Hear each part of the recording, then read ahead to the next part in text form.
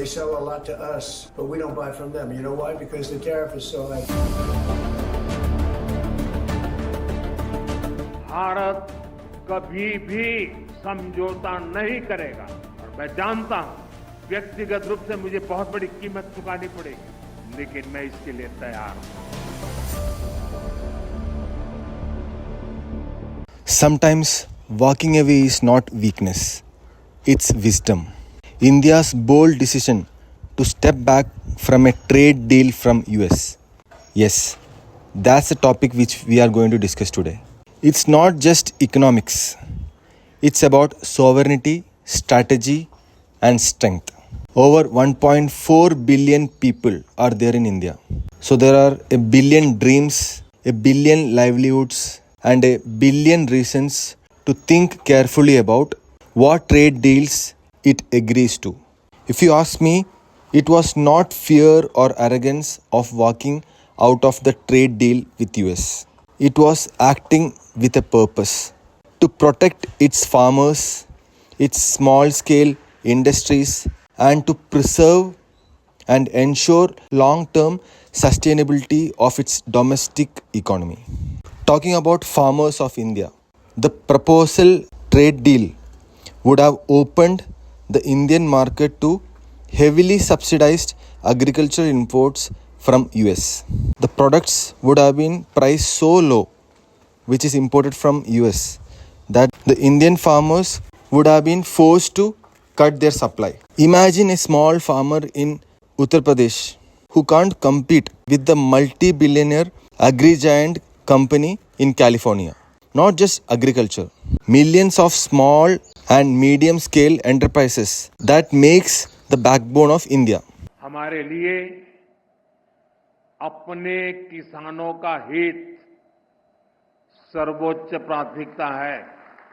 भारत अपने किसानों के, पशुपालकों के और मछुआरे भाई बहनों के हितों के साथ कभी भी समझौता नहीं करेगा और मैं जानता हूं व्यक्तिगत रूप से मुझे बहुत बड़ी कीमत चुकानी पड़ेगी, लेकिन मैं इसके लिए तैयार हूं। मेरे देश के किसानों के लिए, मेरे देश के मछुआरों के लिए, मेरे देश के पशुपालकों के लिए आज भारत तैयार है। As I have already stated and explained in my earlier video, that even though the GDP is contributed by agricultural activities and by IT and manufacturing services, agricultural population contributes about 60% of the workforce, though they hardly deliver about 15% of the total GDP contribution,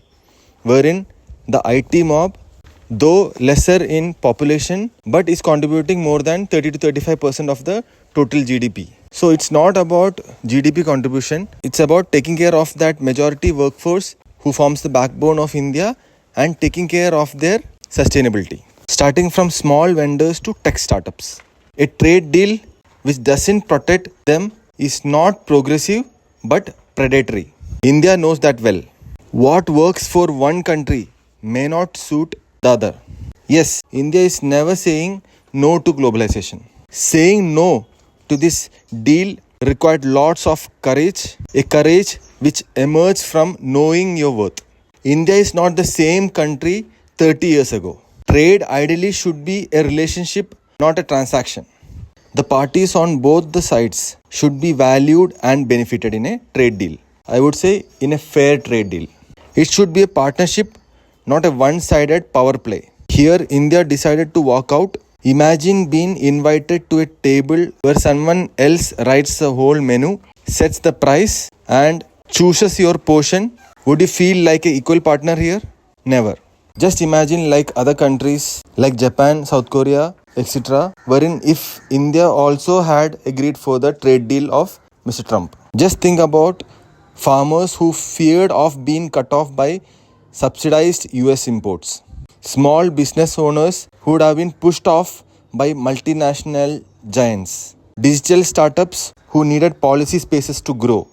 If you see the other side of it, though Mr. Trump had made a lot of agreements and trade deals with other countries who had to agree to that terms. This may be all for a good headline, but then incorporating that, implementing that, and bringing that trade deal to a reality is far from realization. But then India had that courage to upfront avoid that so-called headline and refuse this deal. India had a clear understanding that if we are ready for a partnership, it should align with the nation's interest of protecting the domestic economy as well.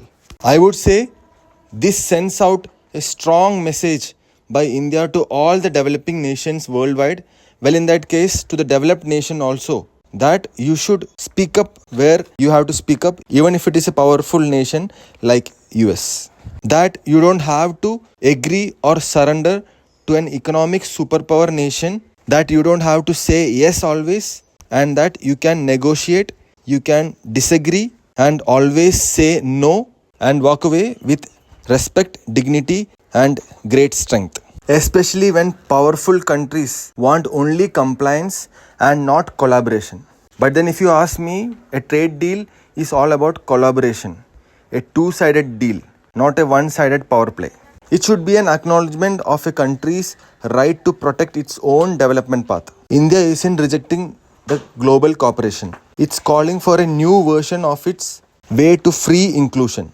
So in conclusion, India didn't isolate itself. It inspired other nations, I would say.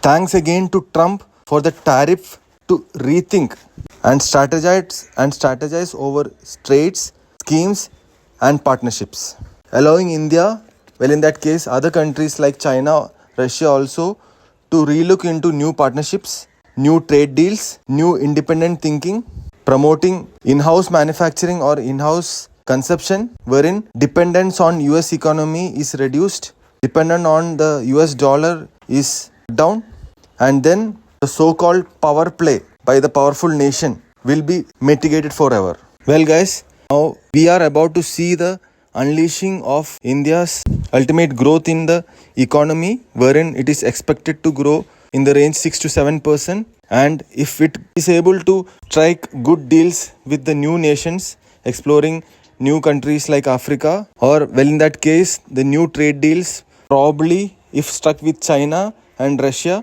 will open up new gates for India, wherein the growth rate of the GDP can traject up to 8% also, wherein our dream of India becoming a fully developed nation by 2047 will be a realization.